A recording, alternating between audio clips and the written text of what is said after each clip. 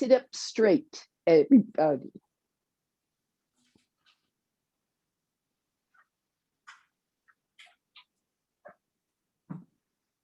Spine right to the hip sockets. The hip socket includes both the femur bone and the pelvis socket, right? Both of those, the femur bone and the pelvis, sit. Femur bone, pelvis bones. And you stretch your spine up from there, shoulders back, back of the arm, shoulder blades down. Close your eyes.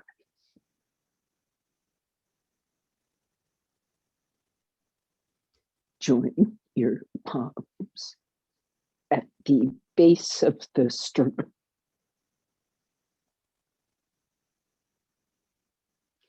The base of the sternum is also the front attachment of the diaphragm. So be sensitive to the way that diaphragm is moving. Don't let the hands pressurize the diaphragm.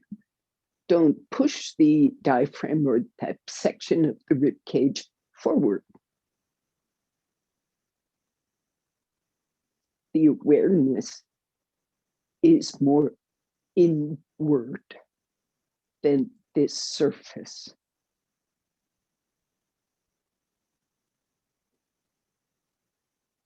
Draw the front spine up.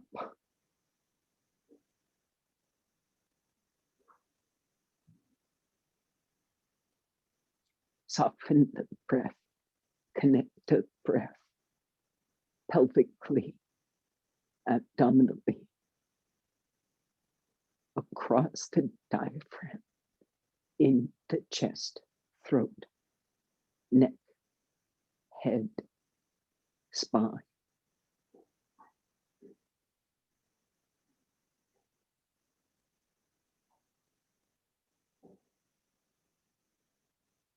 Inwardly listen to, follow the sound of that exhalation. The exhalation is like the flow of thought. So let that flow of thought, following the pattern of the breath, empty,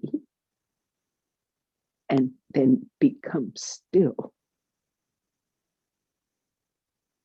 Next inhalation and exhalation repeats that process.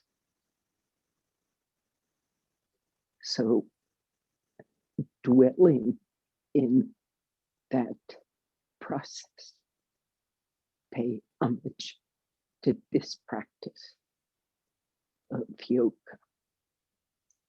and to that root teacher, Patanjali.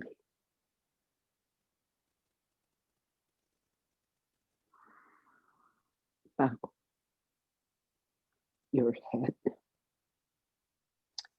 Release your hands. Slowly raise your head and open your eyes. Now, take, here's that strap. So, I think let's face this way, so the strap's there. Adho Mukha Virasana. So here's that strap. And you can do things with this strap. You can pull on it to guide this outer hip and thigh down. So you keep that thigh grounded, one hand, as you come forward. Now,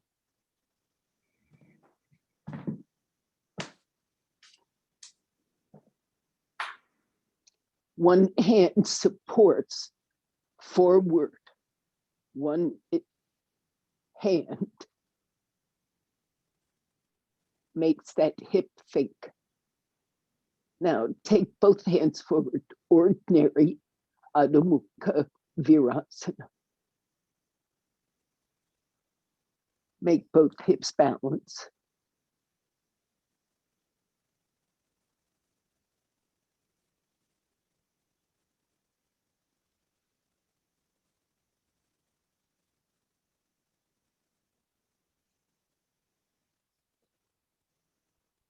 That strap is reminding the thigh, is in theory bringing some awareness to that thigh. Move that thigh bone toward the hamstring strap.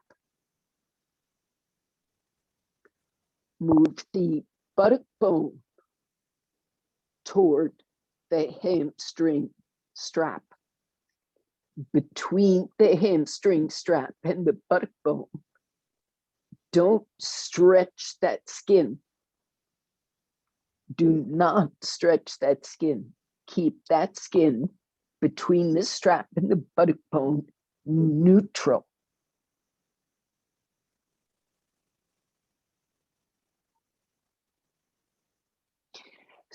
Don't stretch that skin between the strap and the buttock bone. Everything else, the buttock muscle, that surface of the sacrum, surface of the buttock, back body lengthens forward. All of it lengthens forward. But keep the buttock bone to the strap, both sides, whether you're just wearing one strap or two. Same body part.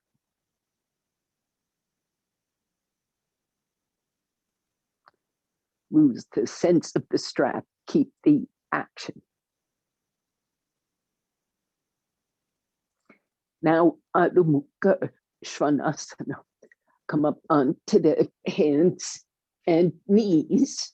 Make sure your strap doesn't get inconveniently in your way or become like a cat toy inadvertently. And of course, tuck your shirt in. So when you come up to Adho Mukha Svanasana, this rule about between this strap and this buttock bone, that distance remains neutral. That means from below the buttock bone up, this is what must stretch from the knee up.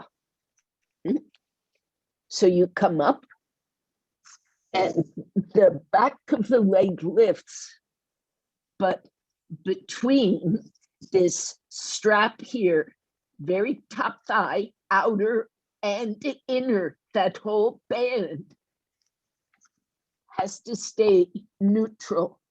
The leg, the hamstring lifts up toward the buttock bone, and the buttock bone does not stretch up away from it. But the buttock, pelvis side of the buttock lengthens toward the buttock bone.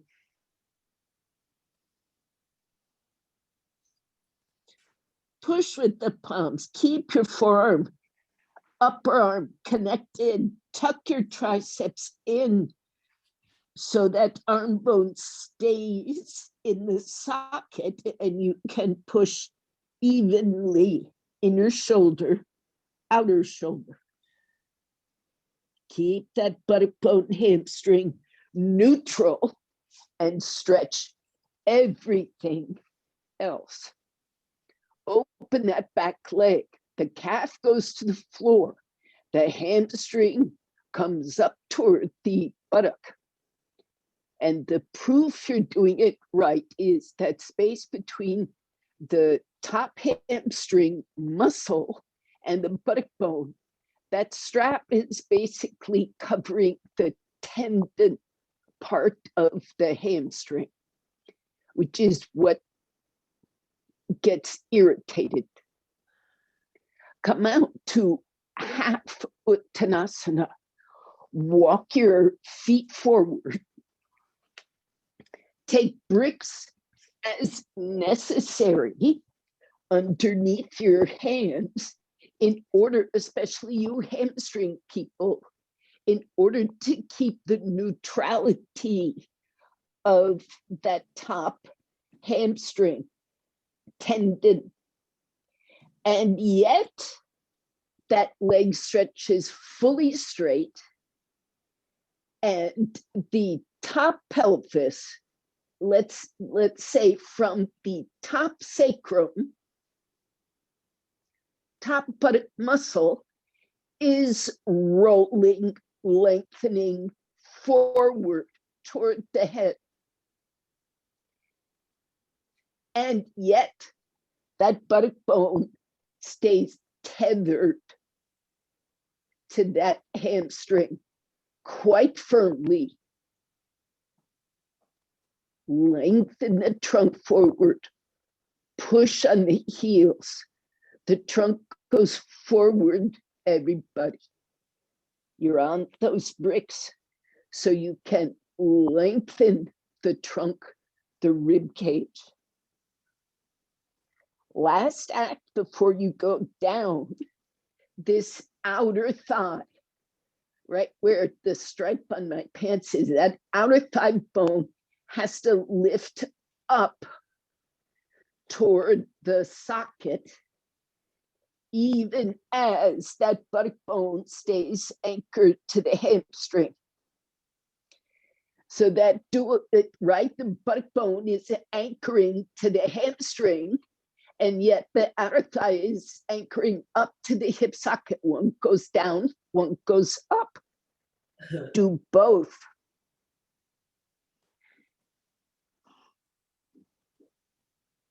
Now let your trunk down without losing that firm lift of the thigh, that backward movement of the pelvis that keeps the buttock bone and hamstring connecting, and lengthen your spine forward from the tailbone, from the sacrum, hang down. Okay, now get ready to come up. Make your legs firm if you somehow forgot. Bring your hands to your hips. Lengthen that spine. Come up. Now, I hope that this leg groin was okay with that. Is that okay? Not okay. All right.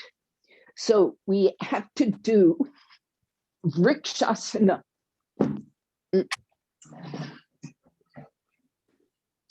This chair is a just in case chair. You don't have, yes, everybody get a chair. And move props out of the way.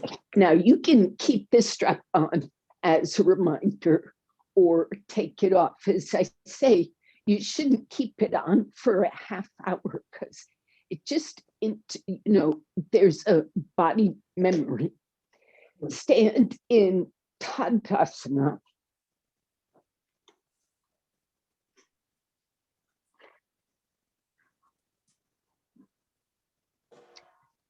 Establish those feet on the floor.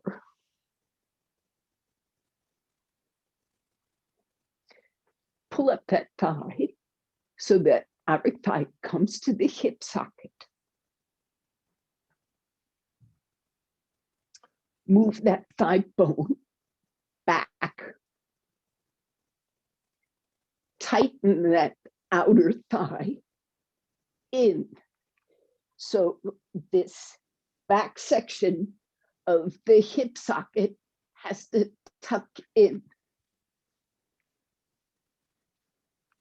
Here's your, let's see, light. Here's your thigh bone hip socket. Here's a sort of loose buttock. Now I'm going to wake up that outer thigh and tuck it in. Not tucking, tucking, not tucking. See the knee? See the whole thigh? Tucking, sorry, pelvis stays firm.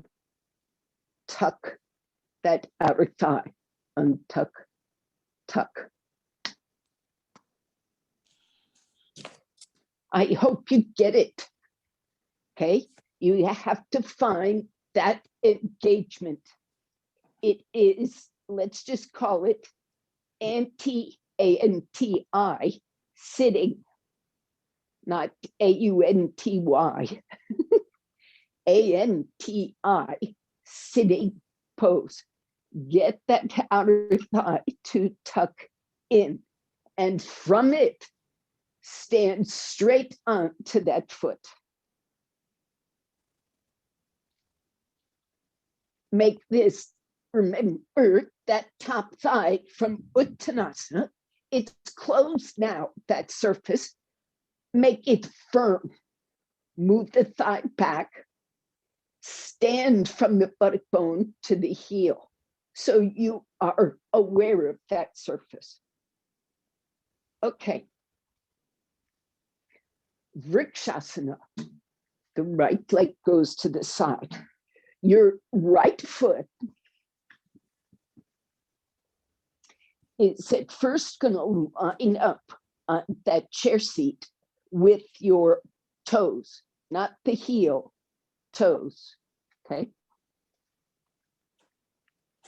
So note where your toes are. Put your foot on the chair in that line. Okay. This presumably is going to give you a fighting chance of keeping this top thigh, of keeping this top thigh back,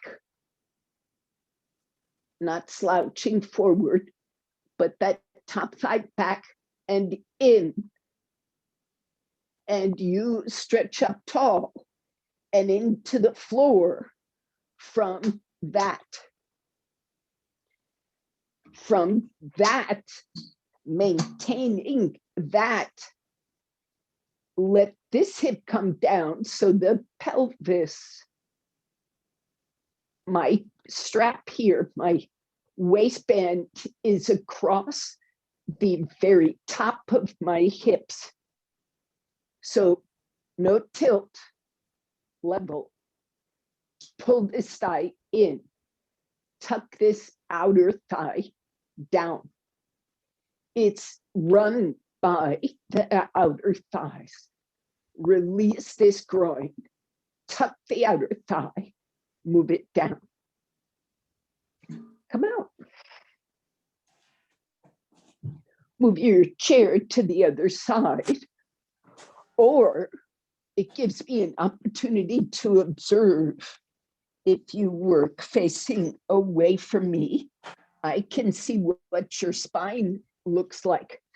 So do you see me from the back with this hip high? You see the shirt doesn't fit or the shirt shows, but also, I mean, you can read what's going on. Let me slouch here. You can see what's going on. So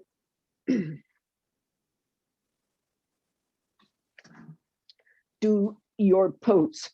I can see from the front or the back.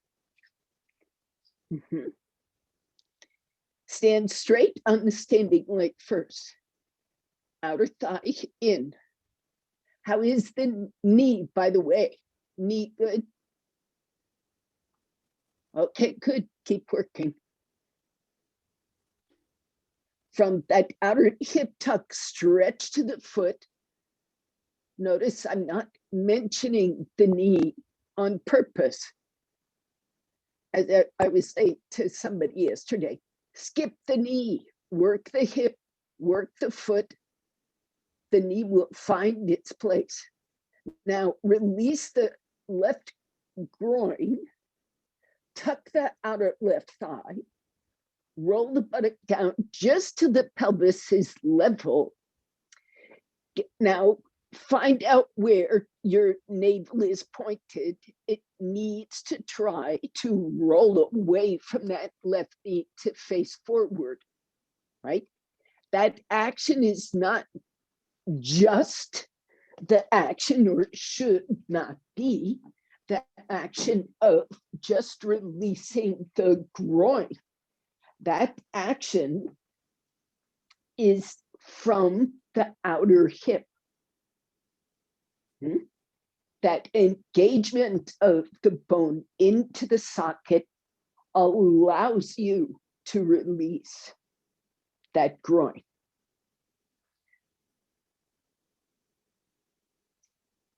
Thigh bones in the hip sockets lift that forward facing trunk. Arms can go up if you like. Okay, come out. Now, that was the easy way to sort of find these things, but it's limited. Now, we'll try to do, for those whose knees permit, let's try the whole pose. So look, a rope. The reason the Iyengars like ropes is because the roundness of rope sort of matches the roundness of spaces in the body. Spaces in the body aren't square or angular. So if you're going to use a strap to act like a rope, then twist it so it gets round like a rope. And then you can put it behind your knee to create space. So this part unravels, but what's behind the knee stays held. So that's a way of working with ropes. Did you see? Well, Karen, maybe yes. Like so. Then you take that twisted rope. Then you can lean on a wall so you have balance. And the idea is keep that thigh going out as the foot comes in. Okay. Those who are coming into Vrikshasana, push the heel. Release the groin as much as it will release. In that release, that makes it easier to level the hips. And of course, I forgot to mention, this thigh has to come in, that outer thigh has to tuck as much as this outer thigh is tucking. So the outer thigh tucks. Now, Karen, don't place that foot unless and until that pelvis is level, and catch the ankle to bring the foot in so you can be quiet. Yes. Place. Then let go the strap once the knee is folded. If it hurts, don't do. Stay on the chair. Forget the strap. Stay on the chair with your foot. This knee goes down. This groin opens. This outer thigh tucks. The leg stretches to the heel. Outer hips very firm. Navel faces forward. Don't aim for the knee coming out. Aim for your trunk facing forward. Take your arms up.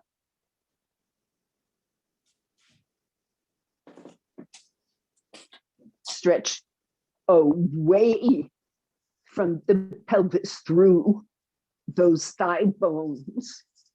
Bring that firmness of the middle buttock in and lift your spine.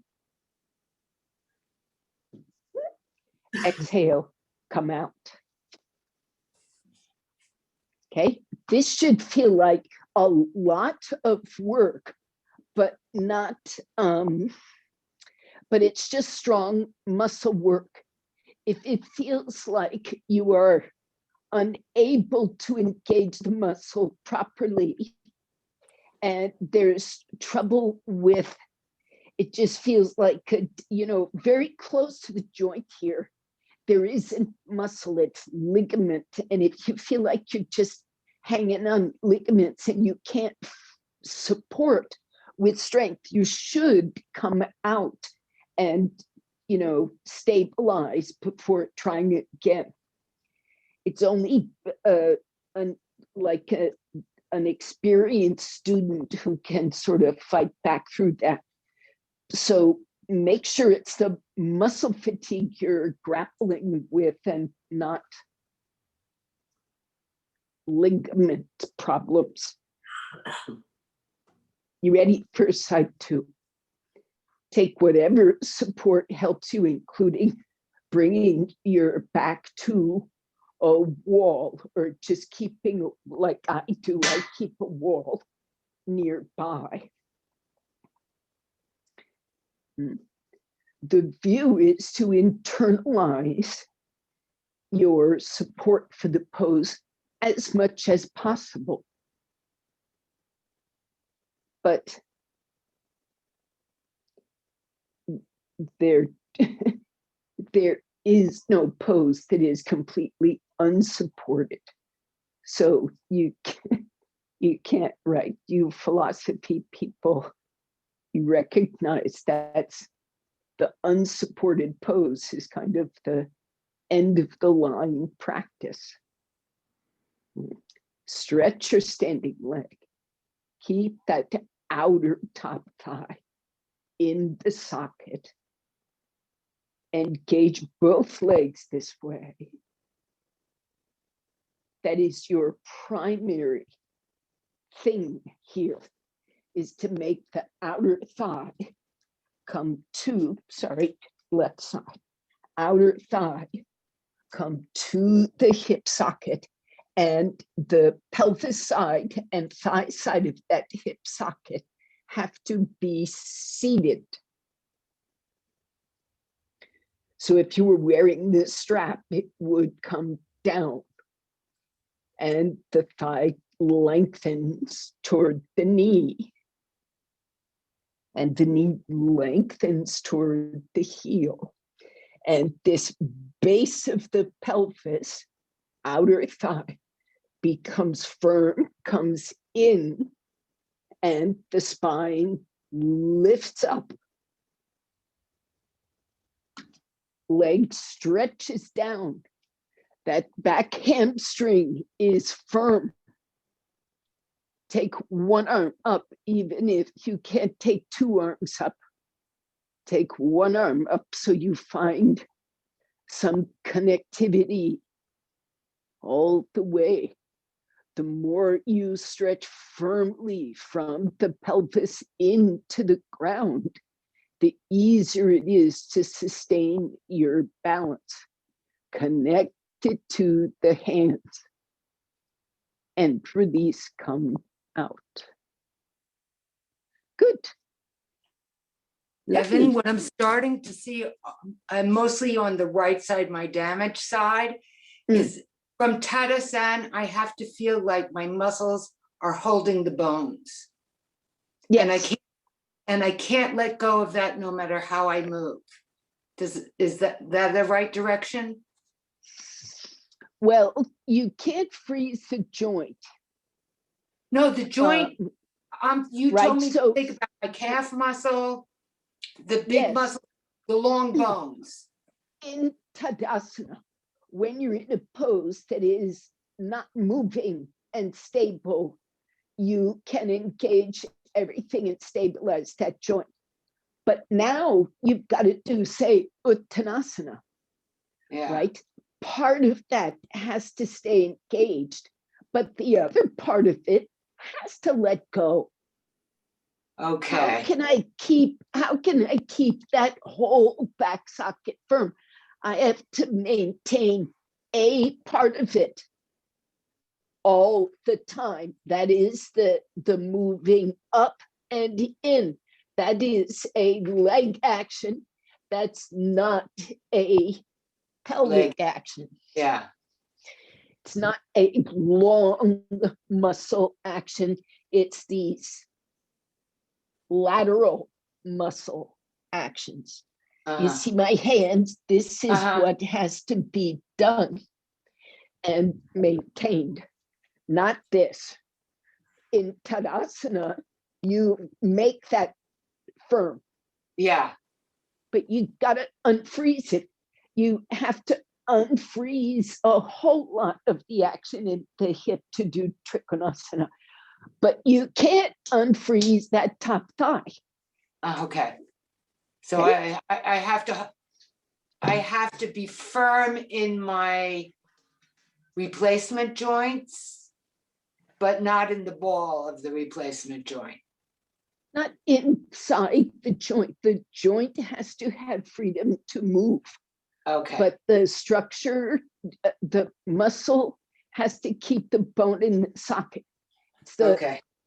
Okay, let us try with chair support, with brick support. Everybody needs support. Let's try.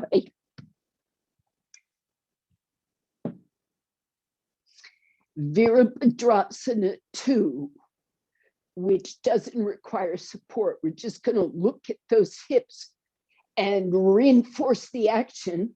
Then we'll go to Ardha Chandrasana, where we will use bricks. So Vira 2 first. Take your feet apart. Make sure you stay on the inner foot. But then you have to press that outer foot. Inner foot, outer foot.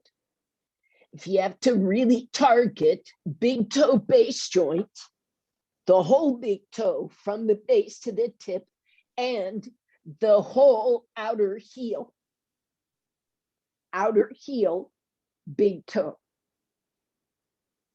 Now, from there, outer top thigh, awareness tucks into the socket. That thigh goes back, so the leg stands vertically over the heel. Now, hands on the hips, go down, hands to the top thigh. Now, from this top thigh, which you are pinching with your fingers, turn. With your thumb, you're pushing that right thigh out externally. You okay? Is it facing forward? Have a look. Turn. Your hands on your back hip. Push that thigh back with your thumb. Engage that hip socket. I mean, your thumb is monitoring. It's like a strap. How's it going? Level the hips. Level the hips. This back thigh has to descend. Now, from those hips, bend your right knee a little bit and balance your foot. Tuck the outer thigh. Level the hips and bend again. Push from the left back, top back thigh to the heel. Right top back thigh. Groin releases. Now, when you come up, tuck, move from that same place. Outer thigh draws up, turn your feet. Even when you turn the feet, that thigh should feel like it's staying tucked. Now, pincers around that left femur bone, pick up the toe, turn, spin, use your thumb to really encourage that outer top left thigh to turn. Level the pelvis. Lift your trunk. Move the right thigh back, weight on the heel. Now, bend your left knee a little bit. Remember that space between the buttock bone and the hamstring. That space, I always have been saying, keep it firm. It's true here. This left buttock bone has to keep moving toward the heel.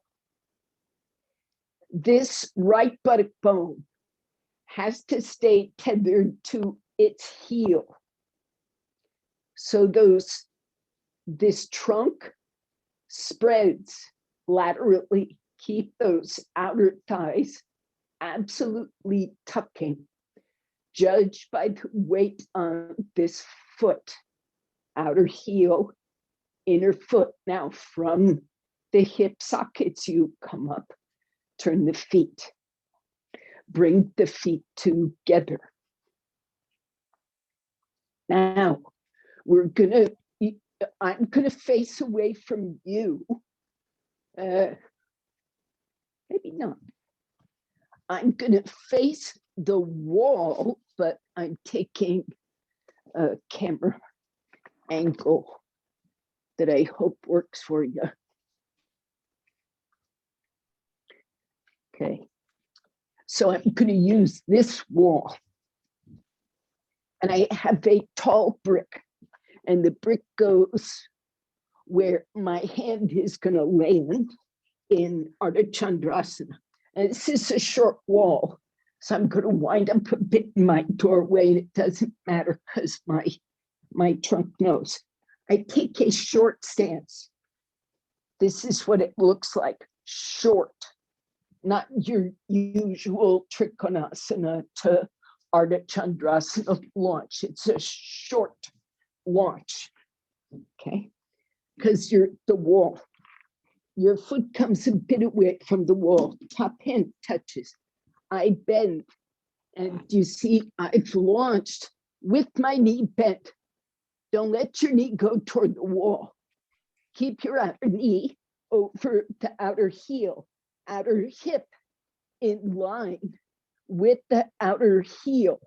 So when I straighten that leg, the outer thigh is coming up to the socket. It's doing all the things it's supposed to. And this right buttock bone is moving toward the right heel. Left buttock bone is moving toward the left heel. And it pulls out the length of my trunk really nicely. So I would face a wall. I don't care if your back faces me, it's just as informative, or if your side faces me, but you want a lot of support so you can maneuver with that outer thigh. Now, once you come up, and I'm saying take a short stance, so the step up is easy and you can monitor what's happening each step of the way. Touch the lifted toes to the wall. Your standing leg is a bit away for balance. Top hand touches. Be stable. Now go to work with the actions from the bent leg. Karen gave us all a clue. Karen in Paris, all the way from Paris. The clue is you got to make sure that the setup of that thigh bone in the socket is there from the beginning. It's not something that is an afterthought. So if you're still struggling with that strength, bend the knee. You don't have to get all the way out of the pose, but go to the bent knee part and reset that hip. Okay, now come out carefully, bend the knee and step back, the short step, bend. And as you bend, make sure the hip does not lose the original action. How's it going, Karen, in Austin? Okay, side 2, Karen in Paris. 2 different hip problems. Everybody else, I hope you're feeling strong in the hips. Like I say, it's anti, not anti. It's not anti. It's anti-sitting. So you go up slowly from a bent knee to a straight knee. In the bent knee, you remember your experiences in Vrikshasana, releasing the groin, tucking the outer thigh into its hip socket, keeping the buttock bones extending toward the heels, the awareness of the top back thigh, all of that. Lengthen the trunk forward from those hip sockets, tailbone.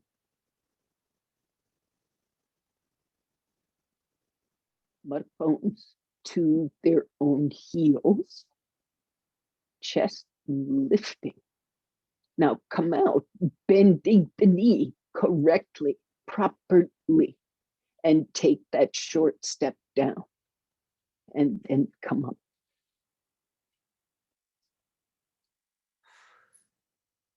All right. So let's see. We have a half hour. So let us move toward, before we go to headstand, let's go to, yes, Upavishta Konasana. Now, for those with stiffness, by all means, find yourself a blanket or 2. I have a blanket example. And you find the firmest, most regular pointy edge. Point that pointy edge forward so you're not sitting it straight on parallel to your mat. It's at an angle. And you sit in Upavishta Konasana with your buttocks on that blanket and your hip socket on that blanket, which means there's going to have to be a certain amount of your thigh bone. But it's just the amount that allows you to completely support the hip socket, right? Your buttock bones are a little bit different from the hip socket, so make sure the hip socket is supported. And away from that, here's your back thigh, right? It's got a midline of the hamstring and the calf. There's a midpoint. So divide the calf at that midpoint, right? Reach under and spread the calf muscle. And as you do, try to push your shin bone closer to the floor, right? You spread that muscle, smush the bone into it. Spread your hamstring muscle and let your thigh bone go toward it. You guys with the hamstring injuries, this counts. And make absolutely sure, hamstring people, I didn't say this, but I will now. Your hamstring injury should also be on top of that blanket, not off it. Okay, so that tendon should get on the blanket. All right. Dividing the calves, descending the bones. Buttock bones go toward the heels. Outer thigh goes into the socket. The groin stretches out. So when those two actions combine, they help each other. And down with that hip socket. So you understand here, you've got to sort between the action of the leg and the action in the buttock. You don't want to really grip the buttock descends. If you grip the buttock, you start lifting the sacrum, lifting the buttock bones, they start coming away from the hamstring. You lose your seat, the broad base. So put that buttock bone and buttock back down. Turn to the right.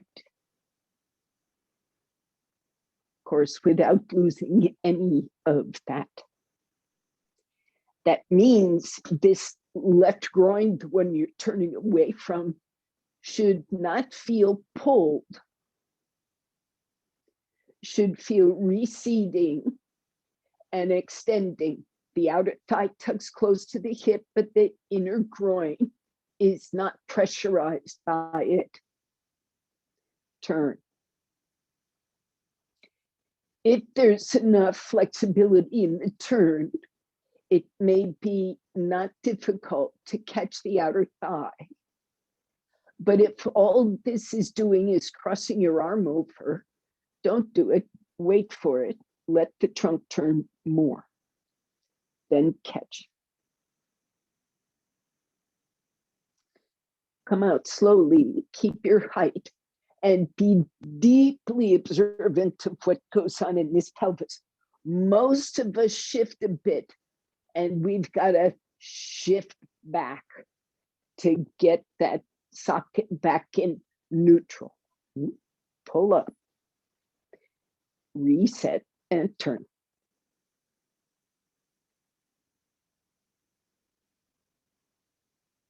Go carefully. Keep the original actions intact. Lengthen from the groin to the inner heel, both legs. Tuck the outer thigh to the hip socket, both legs. That tucking in at the hip socket and seating should actually yield you some lift in the trunk that may allow you to turn.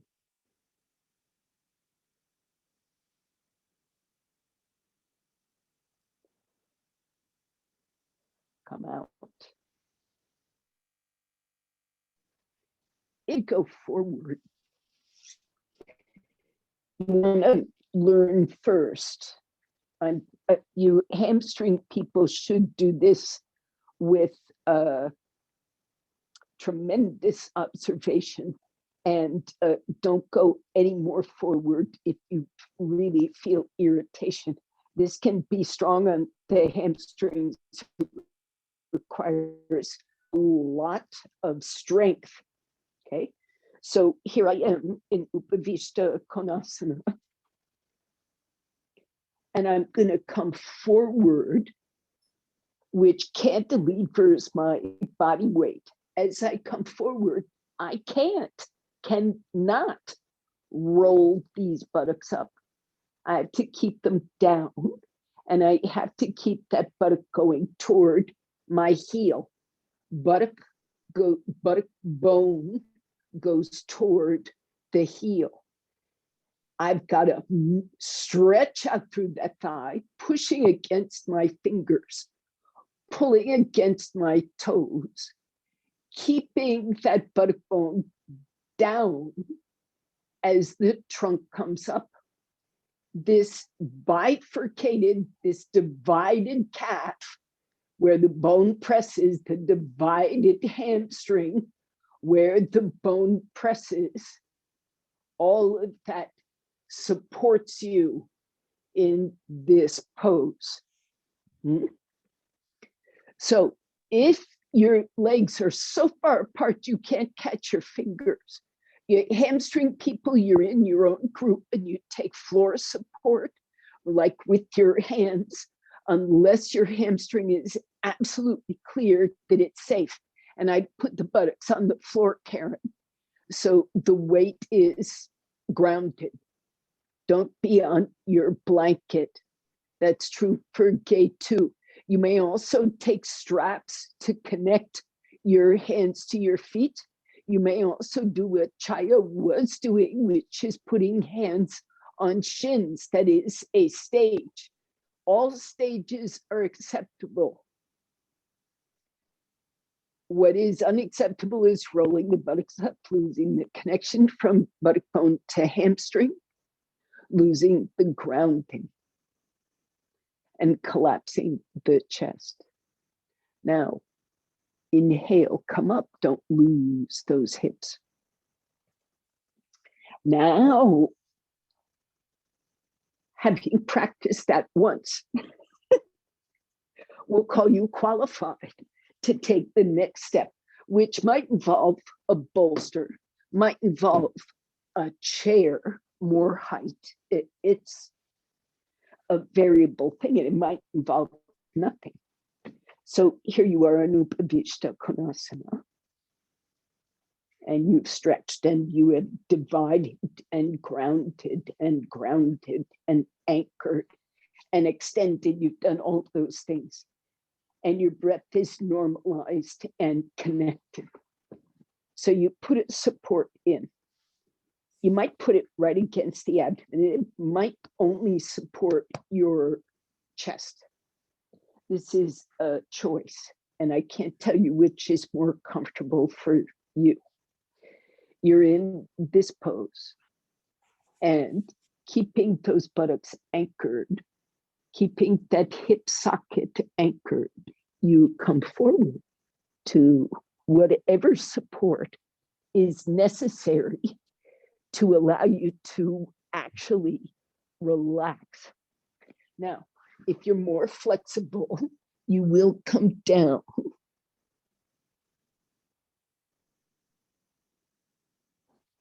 Chin and sternum on the floor on some lower support. So a chair is fine. Again, it is best, unless there is a serious hamstring situation, it is best to be flat on the floor rather than on a blanket when you're doing this forward bend. When you're upright, it's a different story. So if possible, be on the floor, and that might well limit how much forward you can go, but it is safer for that hamstring.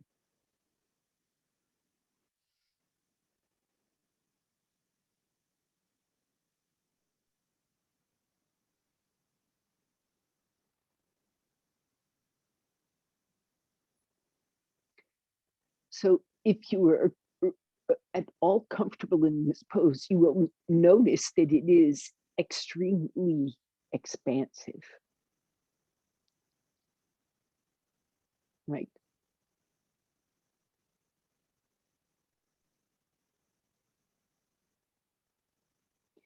And that widening action lets the spine settle.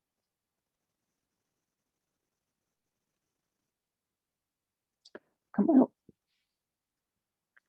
Use whatever support helps you protect those hamstrings. Now, to come out, hold the inner knee, pacify the leg, drag the knee bent. Now, don't pick up the foot and pull the foot in. Just let those legs come wherever they do. Now, you might need to get back up on the blanket. We're heading toward Baddha Konasana. Okay, so here's how it's going. You don't pull your heels in. Just go, just bend. Here's me from the side. I'm just bending. So my foot comes in, there's zero strain on the knee, Karen, zero on the knee at this point. Is that true? Yes? No. It is not true. There is pressure on the knee. Move your feet further away from you. I see you've got your feet in close. Let them stay away. This is my point. Okay? Let those feet stay away. But join those feet. They don't have to be super far. They've just got to take the pressure off. Okay, so look, I've got this much space between my heels and my pelvis. A lot of space.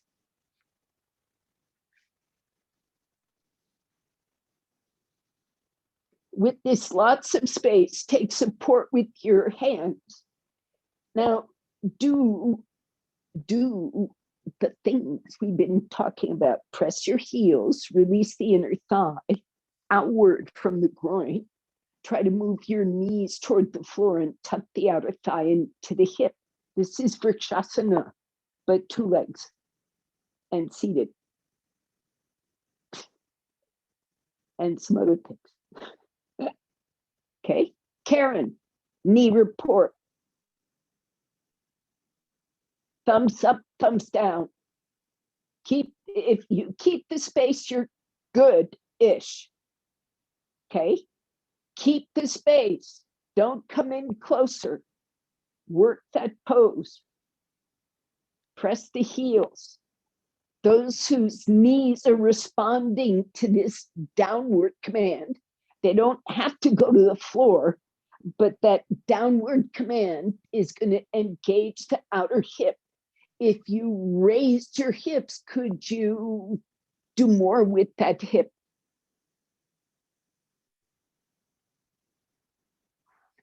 Release, come out. Help your knees together and stretch your legs straight. It's kind of like the more the energy of the leg goes out, the more there's something coming in. Well, yeah, you think of it like that. Upavishta Konasana.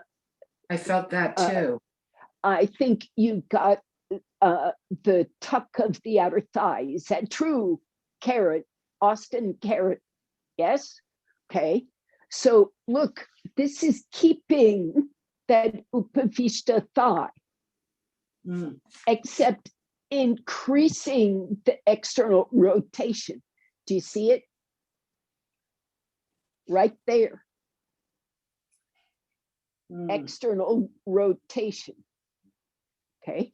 So I'm not injuring the knee, but I'm building the external rotation.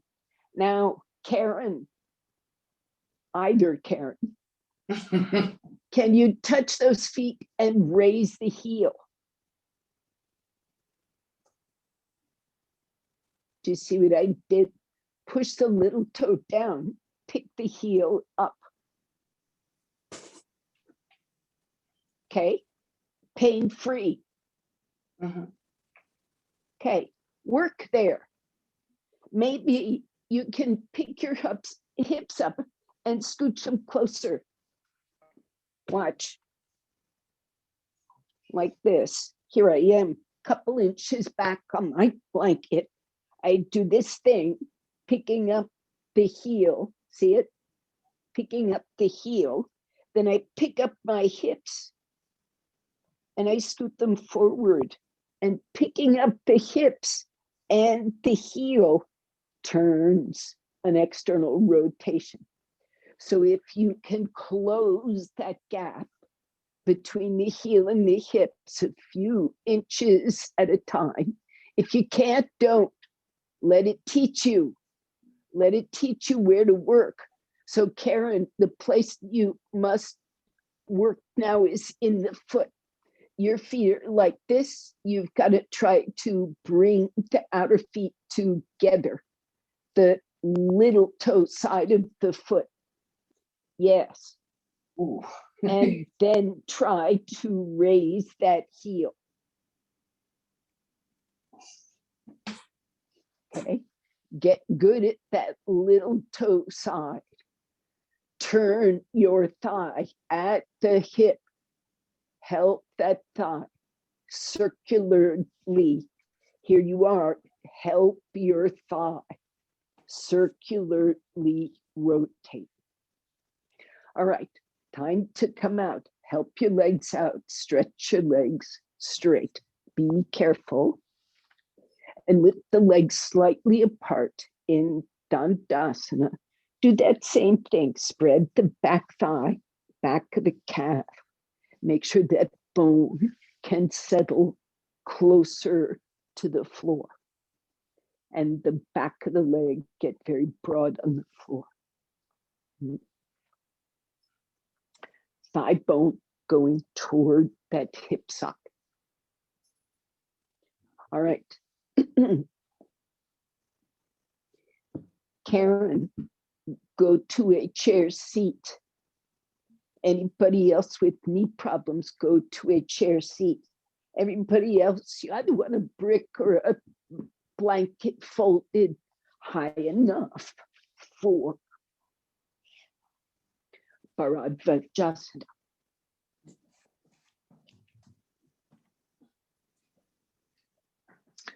So the blanket being high enough means it's got to be comfortable on the knees.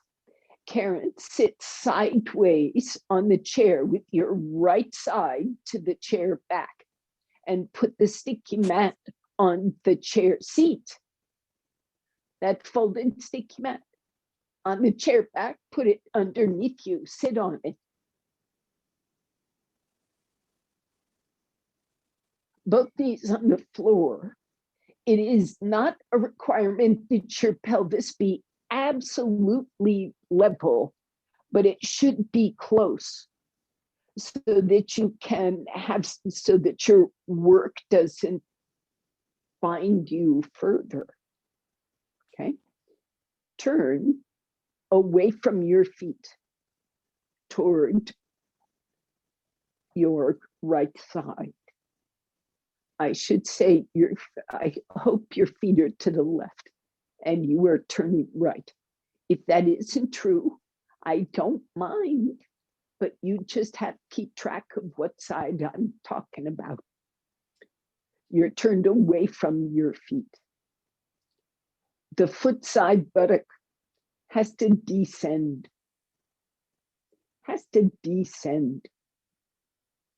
That hip socket has to descend.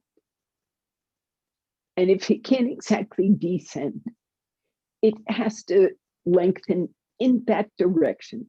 Even if it can't arrive, it has to let go in that direction. There can't be an upward pull in that, hopefully, left groin, away groin. Lengthen that groin, lifting your trunk up. You are clearly more heavily on the right buttock, on the right side of the spine. But make sure that left groin has as much space as you can give it.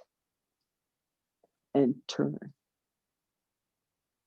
Now to complete, you can turn your left palm face out on that right thigh. And now you will start working from the shoulder blade, the back arm. Put your hand, Karen, on the outer thigh instead of on the chair.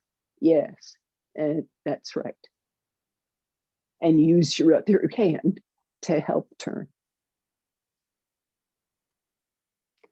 And I'll give you instruction to the head and neck. The head can be in line with the sternum.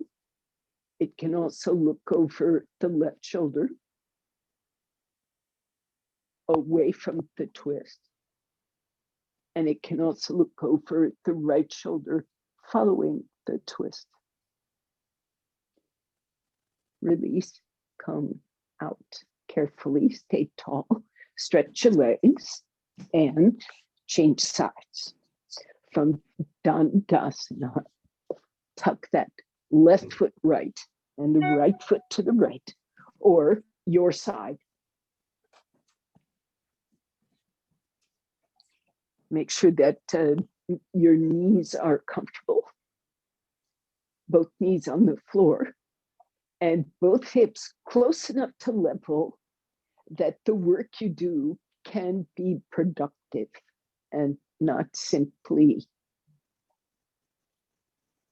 learning to grapple with your obstacles, developing patience in the face of your limitations is definitely helpful. But today I'm saying get in a place where you can be effective, make some change. Buttock down, groin long, foot down, cat long. Cat getting short. Wait, don't wreck my clothes. Turn. Keep lengthening that left groin. Keep correcting that left groin. It gets that right groin, beg pardon. You see the leg side groin, foot side.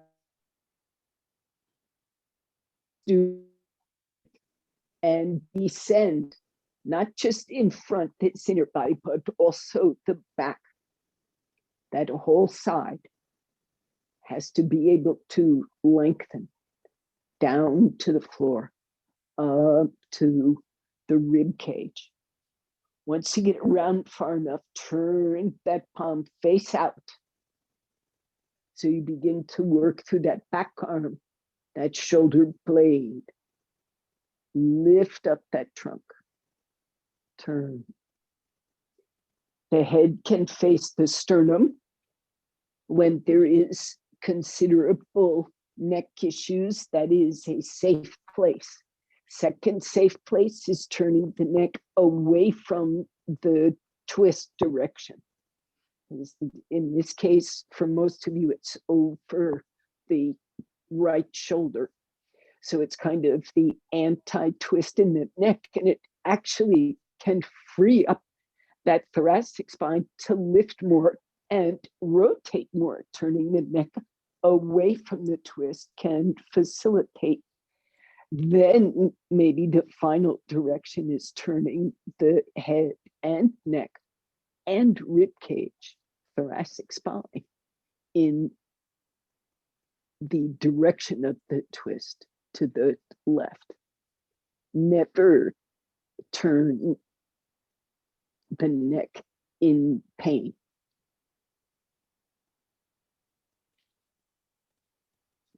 Neck bones are often slightly misaligned just because of the way we live. So they're little catches and cricks, and you shouldn't just ignore them and grind on them. Back away, make space. Now come out slowly and stretch your legs straight, healthy legs. And you want 2 blankets, and this is the way you would fold a blanket for a headstand or shoulder stand. So I'm folding this in half from that. So it looks kind of square. And it has some depth to it. See, it's depth. It's like the length of my shin depth. So I've got 2 of them. And if you're feeling flexible, you might have 3, but 2 average blankets will do. Put them up close to the wall, and we will take Viparita Karani. Now, this low support is by no means the ordinary way you would do this pose. You would actually do this pose with a lot more height underneath the hips. But I'm doing something slightly different, so forgive me for not teaching the classical pose, for teaching a variant. This variant is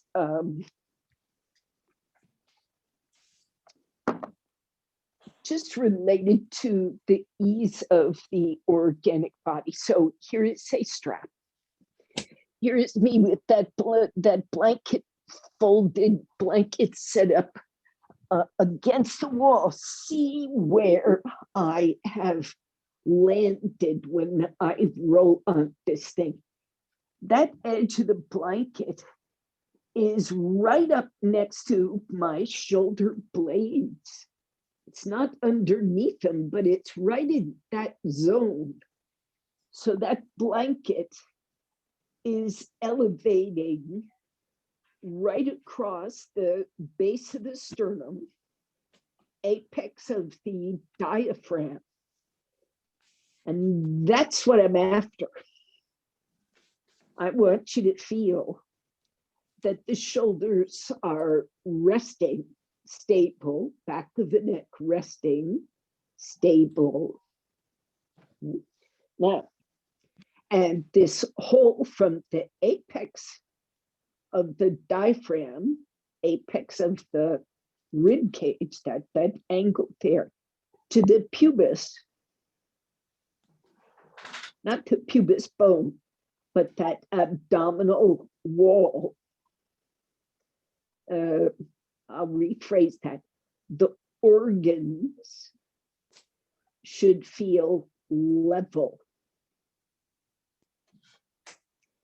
It does not matter one bit what the outward shape of this belly is.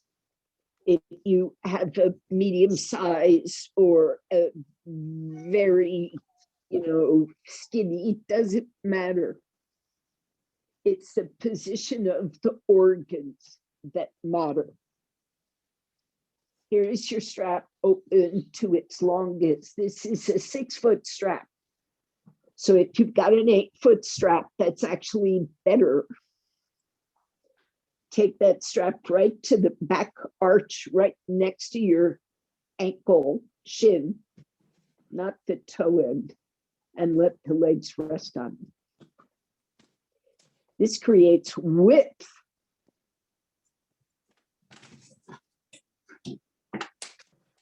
Now I'm going to come out and watch, so I hope you've got a good picture of the whole business.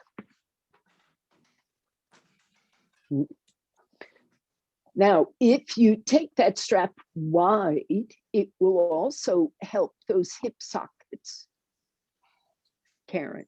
If you open that strap all the way, so this wider. This is really big. An 8-foot strap, if is good. If you've got a 12-foot strap, don't go that wide. Okay, there we go. Is it comfy? Yes. How bad is it? It's not bad. It's really quite pleasant taking legs wide. This is a very restorative pose. Digestive, pelvic organs. This is not a pose for menstruation with the legs vertical like this, but in other respects. This is for friends of yours who, this is common enough in our society. People undergoing chemo of almost any sort. This pose with this kind of elevation and the legs apart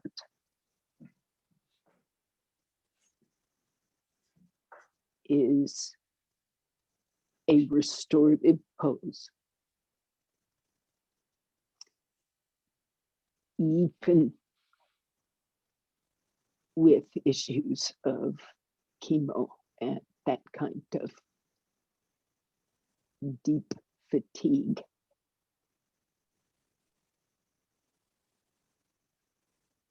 Now it's time for class to end.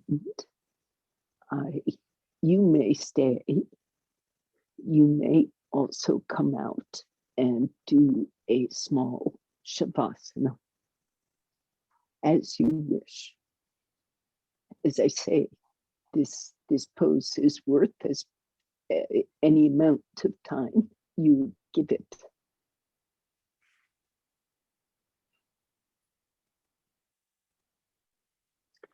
So I will say my namaste, and I hope to see you next time.